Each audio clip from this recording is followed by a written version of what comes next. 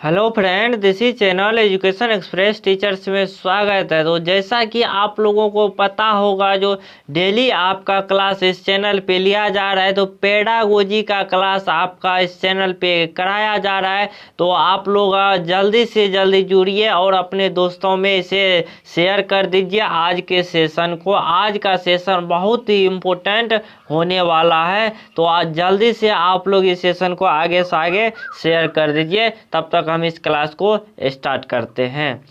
तो अगर आप लोग टेलीग्राम चैनल से जुड़ना चाहते हैं तो यहाँ से आज जा करके आप एजुकेशन एक्सप्रेस टीचर्स अगर सर्च करते हैं टेलीग्राम पे तो वहाँ आपको दिख जाएगा। तो आप टेलीग्राम चैनल से जुड़ सकते हैं।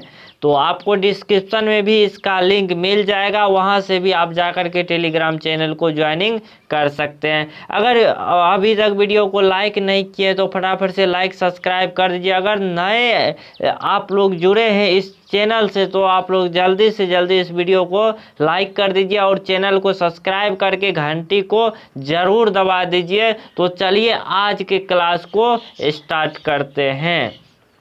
आप लोगों को बता ही दिए फटाफट से, अगर नहीं किए हैं लाइक सब्सक्राइब शेयर तो आप लोग फटाफट से लाइक शेयर सब्सक्राइब कर लीजिए। तो आज का पहला क्वेश्चन आपके स्क्रीन पे आ गया है, तो इसका आंसर आप लोग बताएंगे क्या सही होने वाला है। तो क्वेश्चन नंबर 1 कह रहा है, निम्नलिखित में से कौन सा विकल्प विद्यार्थी की सोच की सुविधा सुसाध्य करता है। तो आवेदन और अभ्यास। वेदन और अभ्यास, अभ्यास तो ठीक है लेकिन वेदन आपका निगेटिव वर्ड है तो यह आपका होगा नहीं। तो बिना मुझे कॉपी कराए, अगर सबको अगर कॉपी रोट मेमोराइजेशन अगर दिख जाएगा तो वह भी नहीं होगा। साथियों के साथ चर्चा करके चौथा ऑप्शन पे जाने की ज़रूरत ही नहीं है। तो आपका ऑप्शन सी सही हो जाएगा। जब वह साथियों के साथ अट्रैक्ट करेगा, एक दूसरे से सीखेगा, कुछ वो बोलेगा तो कुछ ये बोलेगा, एक दूसरे से अट्रैक्ट करके सीखेगा, वहाँ सबसे ज़्यादा बच्चे एक्टिव होते हैं। तो आपका ऑप्शन नंबर सी सही हो जाएगा। नेक्स्ट क्वेश्चन की ओर बढ़ते हैं। Question number 2।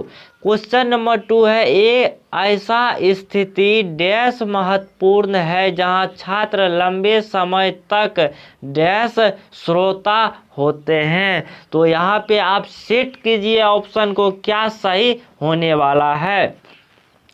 ऐसा स्थिति टालना महत्वपूर्ण है जहां छात्र लंबे समय तक निष्क्रिय श्रोता होते हैं। तो आपका बिल्कुल ही सही हो जाएगा, ऑप्शन ए ही आपका सही हो जाएगा।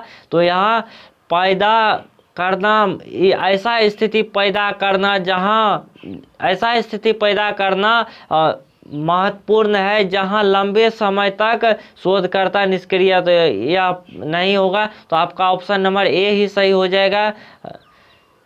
तो डी भी नहीं होगा, तो ए ही आपका बिल्कुल ही सही हो जाएगा। तो बढ़ते हैं नेक्स्ट क्वेश्चन की तरफ। नेक्स्ट क्वेश्चन आपके स्क्रीन पे आ गया है, तो फटाफट से इसका आंसर बताइए क्या सही होने वाला है। क्वेश्चन नंबर 3, अधिगम के संदर्भ में निम्नलिखित में से कौन सा कथन सही है। छात्र सबसे अच्छा तब सीखता है जब वे सांस्कृतिक रूप से असंप्रासंगिक गतिविधि में भाग लेते हैं। तो बिल्कुल सही बात है।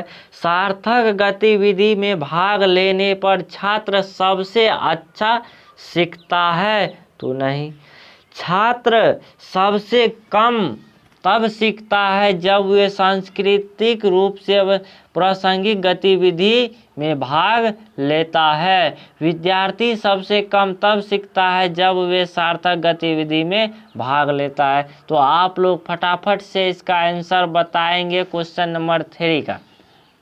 देखिए क्वेश्चन नंबर 3 को फिर से हम समझते हैं। अधिगम के संदर्भ में निम्न में से कौन सा कथन सही है। तो छात्र सबसे अच्छा तब सीखता है जब वे संस्कृति और नहीं, ये तो गलत हो जाएगा।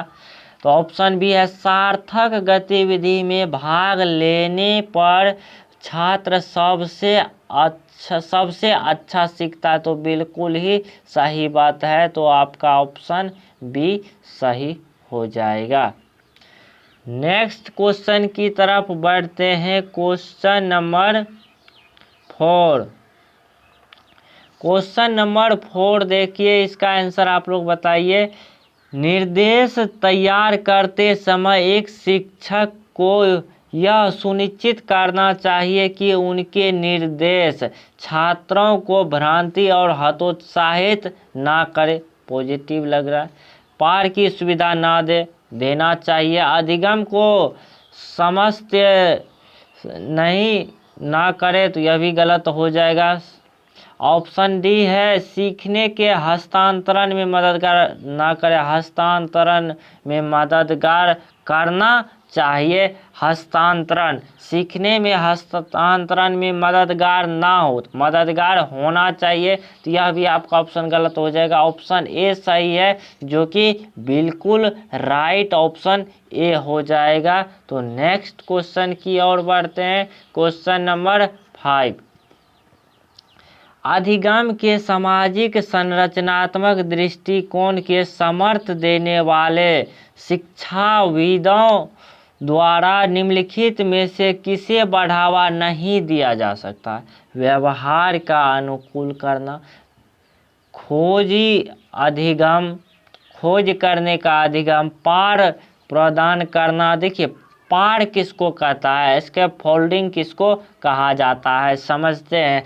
जब भी बच्चे को हम टेम्परेरी हेल्प देते हैं तो वही आपका पार कहलाता है। जैसे स्टूडेंट किसी भी प्रकार से उसे दिक्कत आ रही है, कुछ उदाहरण सॉल्व करके अगर देते हैं और उसे बोला जाता है इसे आप और सॉल्व कीजिए, तो वही टेम्परेरी हेल्प हो गया। शिक्षक के द्वारा वह अगर हेल्प मिल जाता है, शिक्षक या अन्य किसी के द्वारा अगर हेल्प मिल जाता है, तो वहाँ उस हेल्प के द्वारा वह अपने आधा सॉल्व करके अगर टीचर देता है, आधा खुद से करता है, तो वही आपका पार कहलाता है। टेम्परेरी हेल्प हो जाएगा, ऑप्शन सी। लेकिन यहाँ पे इस पर कोई चर्चा नहीं किया गया है। सांस्कृतिक साधनों का प्रयोग करना, सांस्कृतिक साधनों का प्रयोग आपका इसमें वैज्ञानिक के द्वारा बताया गया है, जो लेव वाइगोस्की के बारे में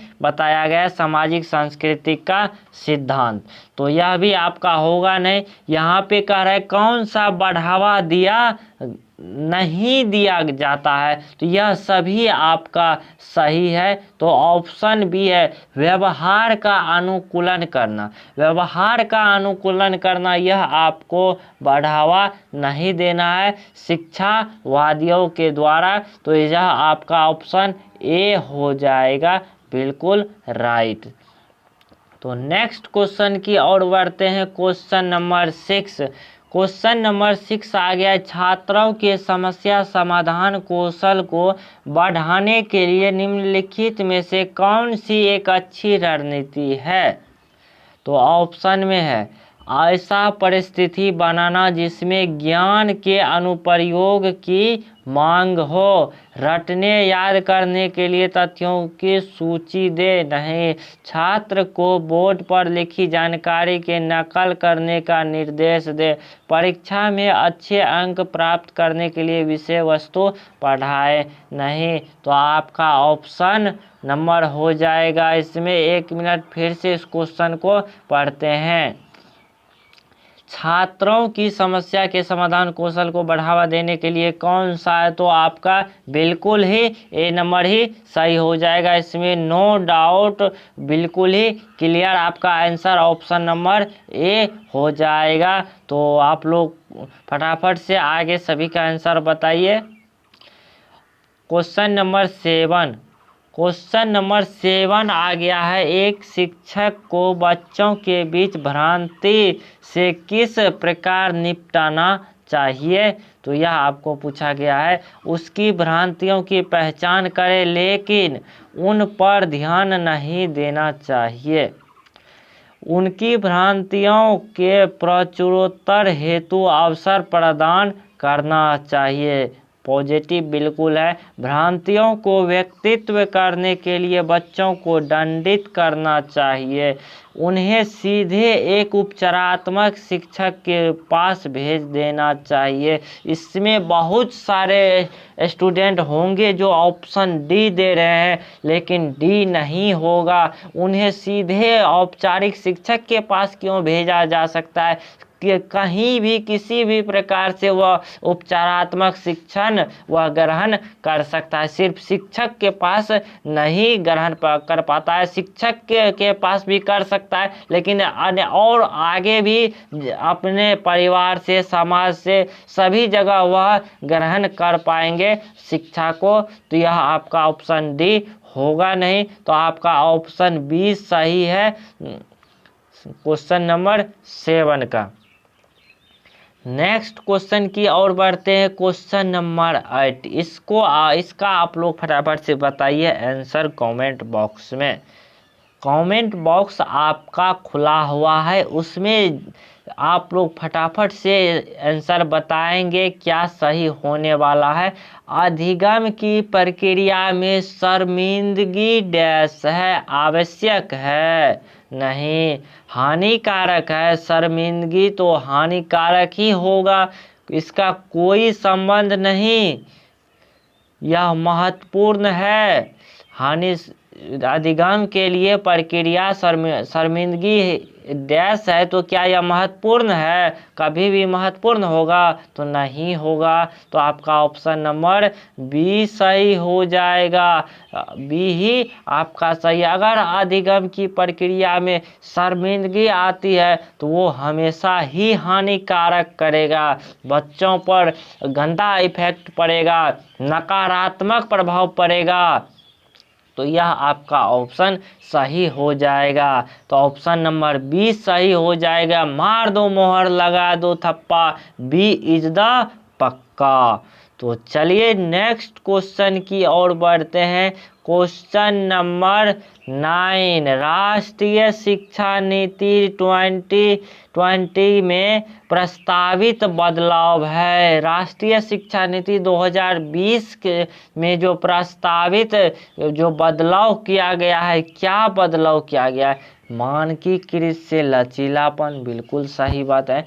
रचनात्मक मूल्यांकन से योगात्मक नहीं, योगात्मक मूल्यांकन से रचनात्मक मूल्यांकन। रचनाओं की समझ से परीक्षाओं के लिए सीखना नहीं, परीक्षाओं की समझ के लिए रचनाओं की समझ के लिए सीखना। तो यहाँ बहुविषयता के लिए से लेकर के कहाँ तक? कठोरता तक के लिए नहीं, कठोरता से बहुविषय के लिए सीखना। अनेक प्रकार की विषय वस्तु को समझना सीखना हो जाएगा। तो बाकी के आपका तीनों ऑप्शन गलत हो जाएगा, आपका एक ही सही है, जो कि ऑप्शन नंबर ए में दिया हुआ है, मानकीकृत से लचीलापन। नेक्स्ट क्वेश्चन की ओर बढ़ते हैं। Question number 10। क्वेश्चन नंबर 10 आप लोगों के सामने आ गया है। इसका आंसर आप लोग जल्दी से फटाफट से कमेंट करके बताएंगे। और आपका क्लास डेली शाम के 7:15 में चल रही है, तो आप लोग लाइव जुड़ने का प्रयास कीजिए। अगर आप लोग अभी तक वीडियो को लाइक नहीं किए तो फटाफट से वीडियो को लाइक, सब्सक्राइब, शेयर कर देंगे। और जो अभी तक इस चैनल को सब्सक्राइब नहीं किए हैं तो जल्दी से सब्सक्राइब कर दीजिए, और आगे आप इस चैनल से जुड़ करके तैयारी अपना कर सकते हैं। चलिए क्वेश्चन नंबर 10 को सॉल्व करते हैं। क्वेश्चन नंबर 10 कह रहा है, अधिगम को डैश के बजाय और डैश की ओर निर्देशित किया जाना चाहिए।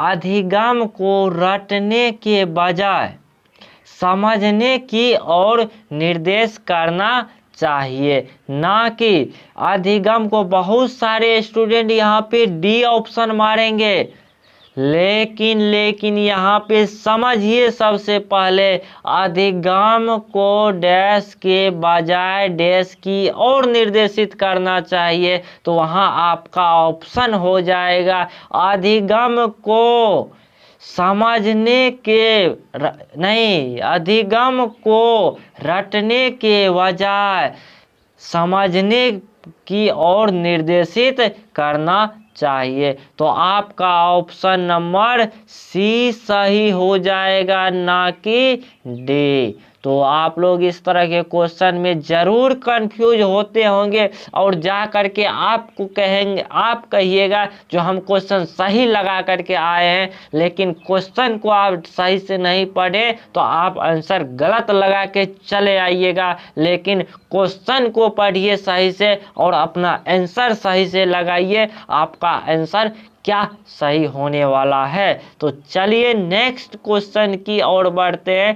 क्वेश्चन नंबर, इससे पहले अगर आप लोग वीडियो को लाइक नहीं किए हैं अभी तक तो लाइक कर दीजिए और सब्सक्राइब का जरूर कीजिए। सब्सक्राइब करके अपना टाइम पर वीडियो देख सकते हैं। डेली आप क्लास ज्वाइनिंग कीजिए, आपका क्लास डेली इस चैनल पे कराया जा रहा है। ये सारी बातें हम बार बार ना बताना पड़े तो आप लोग लाइक शेयर सब्सक्राइब कर सकते हैं। तो चलिए क्वेश्चन नंबर 11 की तरफ बढ़ते हैं। क्वेश्चन नंबर 11 एजर्सन से आपका आ गया क्वेश्चन नंबर 11 और इसमें आपका रीजन दिया हुआ है।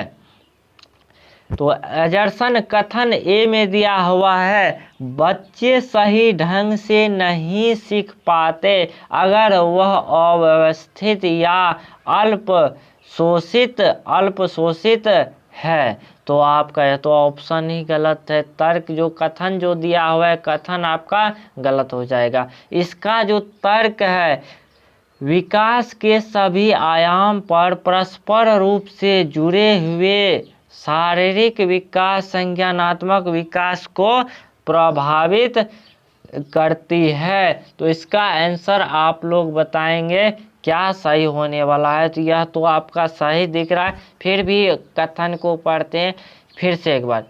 बच्चे सही ढंग से नहीं सीख पाते अगर वह, अच्छा अव्यवस्थित लिखा हुआ है, अव्यवस्थित या अल्प पोषित है, तो बिल्कुल ही सही बात है। तो आपका ऑप्शन ए सही हो जाएगा।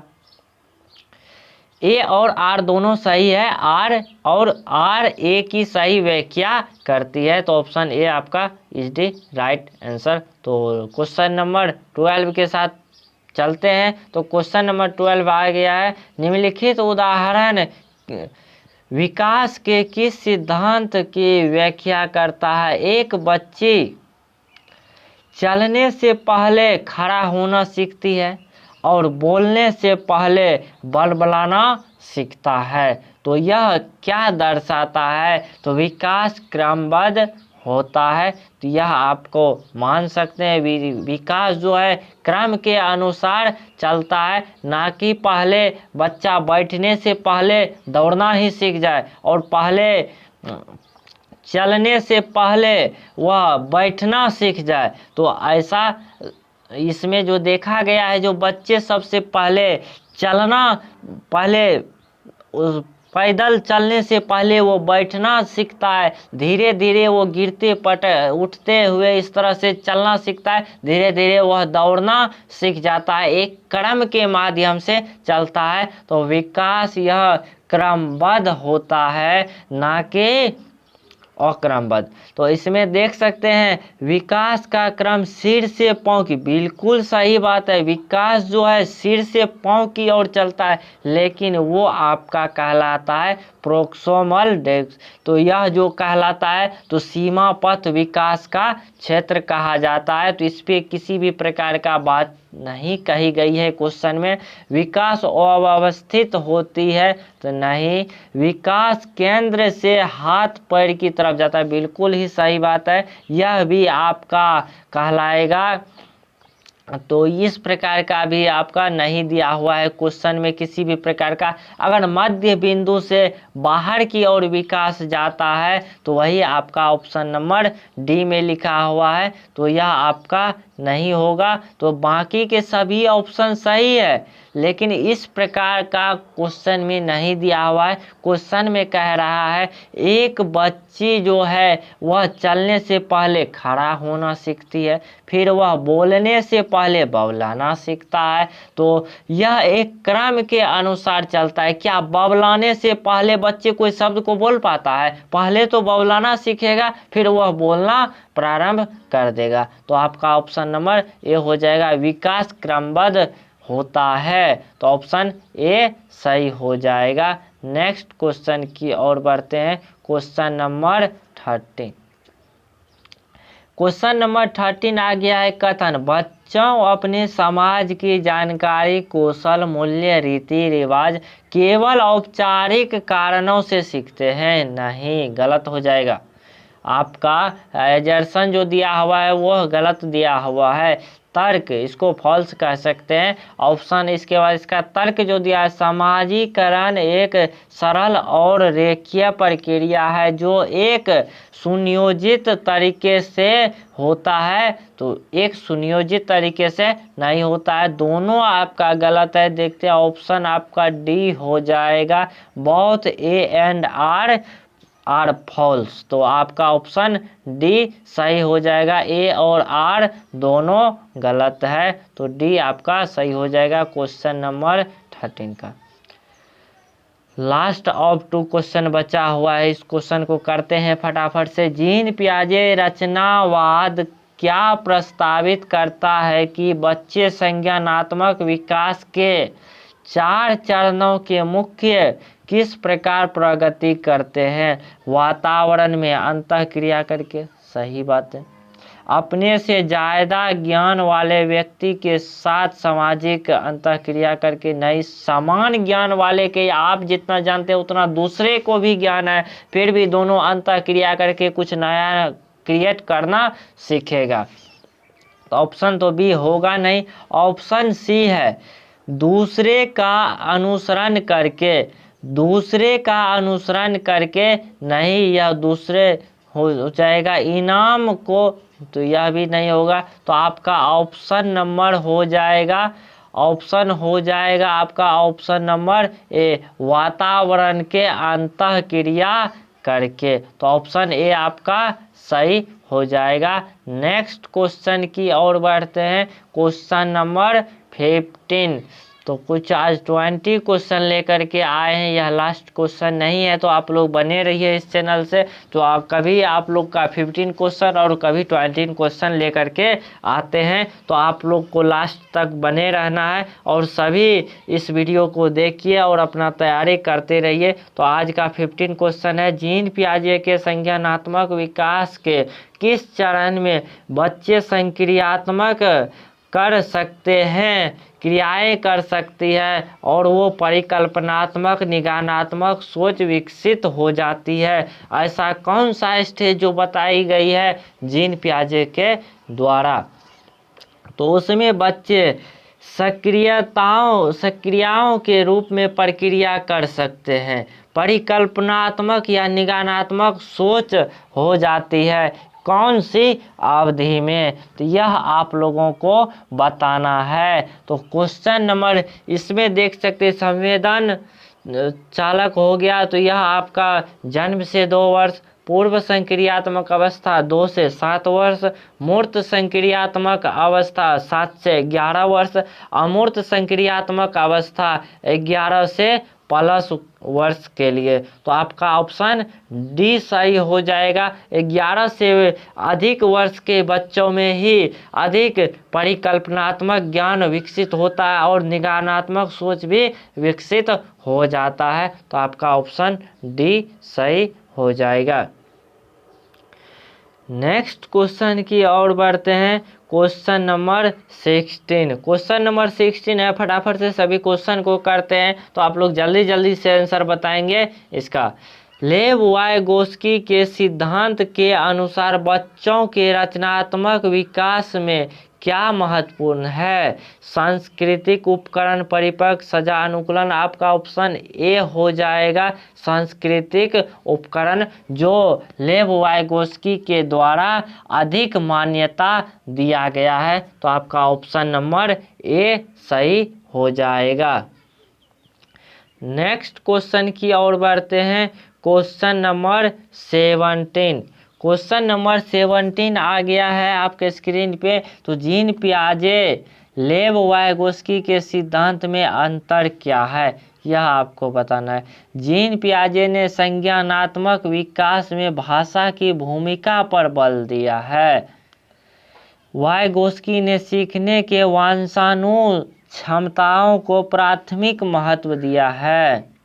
वाइगोस्की ने संज्ञानात्मक विकास से सांस्कृतिक की भूमिका पर बल दिया है, तो पॉजिटिव है। फिर भी आगे की ऑप्शन देखते हैं। जीन पियाजे ने इस बात पर बल दिया है कि बच्ची खुद से वो दूसरे की मदद से कर सकती है, तो नहीं, यह भी आपका गलत हो जाएगा। तो एक ही ऑप्शन सही है। ऐसा लगेगा जो ऑप्शन सभी के सभी सही है, लेकिन जो सबसे बेस्ट ऑप्शन होगा उसको चुनना है, तो वही आपका सही हो जाएगा। ऑप्शन सी आपका सही हो जाएगा।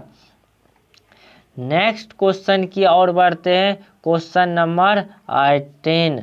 क्वेश्चन नंबर 18 आ गया है। कैरोल गिलिगन के लॉरेंस कोहलर के नैतिक विकास के सिद्धांत की समालोचनात्मक करते हुए तक दिशा की पुरुषों की नैतिकता आधार पर डैश है, जबकि स्त्रियों की नैतिकता का आधार डैश है। तो इसमें स्त्रियों के नैतिकता का आधार न्याय होना चाहिए, न्याय है, जबकि स्त्रियों की नैतिकता का आधार आपका देखभाल है, तो आपका ऑप्शन ए सही हो जाएगा। तो नेक्स्ट क्वेश्चन की ओर बढ़ते हैं। नेक्स्ट क्वेश्चन आ गया है आपके स्क्रीन पे। तो क्वेश्चन नंबर 9। Question number 19। तो हावर्ड गार्डनर के बहुबुद्धि सिद्धांत के अनुसार निम्नलिखित में से कौन सा जोड़ा बहुबुद्धि प्रकार का अंतः स्थित अनुपालन संभावना के अनुसार सही है? तो ऑप्शन में है बुद्धि प्रकार, भाषा, अंतः स्थित अनुपालन संभावना, लेखापाल।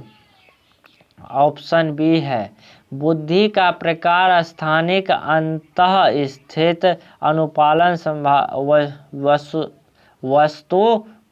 वस्तुकार। तो आपका बी ही ऑप्शन बेस्ट लग रहा है। फिर भी आगे की पढ़ते बुद्धि प्रकार शारीरिक गति, संवेदनात्मक स्थिति, अनुपालन संभावना, गायक। बुद्धि प्रकार प्राकृतिक, अंतः स्थित अनुपालन संभावना, शिक्षक। तो यह भी आपका ऑप्शन तो होगा नहीं, तो क्वेश्चन नंबर 9 का हो जाएगा ऑप्शन बी ही सही है। तो नेक्स्ट क्वेश्चन की ओर बढ़ते हैं। Question number 20। क्वेश्चन नंबर 20 आपके स्क्रीन पे आ गया। राष्ट्रीय शिक्षा नीति 2020 बहुभाषीयता को बच्चों के सीखने पर रुकावट की तरह दिखती है? नहीं, बच्चों बहुभाषिकता को कक्षा में पूंजी के रूप में देखी जा सकती है। चलिए बेस्ट लग रहा है। शिक्षण अधिगम की प्रक्रिया को एक अनावश्यक जटिलता के रूप में समावेशन शिक्षण के अवरोध के रूप में देखी जाती है। तो फटाफट से इसका आंसर बताएंगे। तो आपका ऑप्शन बी ही सही है, जो कि राष्ट्रीय शिक्षा नीति NEP के द्वारा प्रस्तावित किया गया है, जो बहुभाषिकता को कक्षा में पूंजी के रूप में देखी जा सकती है। तो आपका ऑप्शन नंबर बी सही हो जाएगा। तो आउट ऑफ 20 कितना सही कर पाए हैं, तो आप लोग फटाफट से बताएंगे। और वीडियो को अभी तक लाइक सब्सक्राइब शेयर नहीं किया तो फटाफट से लाइक सब्सक्राइब शेयर कर दीजिए। और अगर टेलीग्राम चैनल से जुड़ना चाहते हैं तो जा कर के उस चैनल से जुड़िए, आप लोग को वहाँ सभी क्लास मिल जाएगा। तो वहाँ आप लोग जा कर के एजुकेशन एक्सप्रेस टीचर सर्च कीजिए, मिल जाएगा, आपको वहाँ ज्वाइनिंग ले सकते हैं। और इस वीडियो के डिस्क्रिप्शन में भी लिंक मिल जाएगा, तो वहाँ से भी आप जा कर के ज्वाइनिंग ले सकते हैं टेलीग्राम चैनल से। तो वीडियो को आप लोग ज़रूर लाइक कर दीजिए, लाइक सब्सक्राइब शेयर आप लोग कर दीजिए, घंटी को ज़रूर दबा दीजिए। और अपना कितना स्कोर कर पाए वो आप लोग ज़रूर बताइए, आज 20 में कितना सही कर पाए हैं। तो फिर हम वीडियो को एंड कर देंगे। आप बताइए स्कोर कितना आप सही कर पाए हैं। चलिए मिलते हैं नेक्स्ट क्लास में, तब तक के लिए जय हिंद।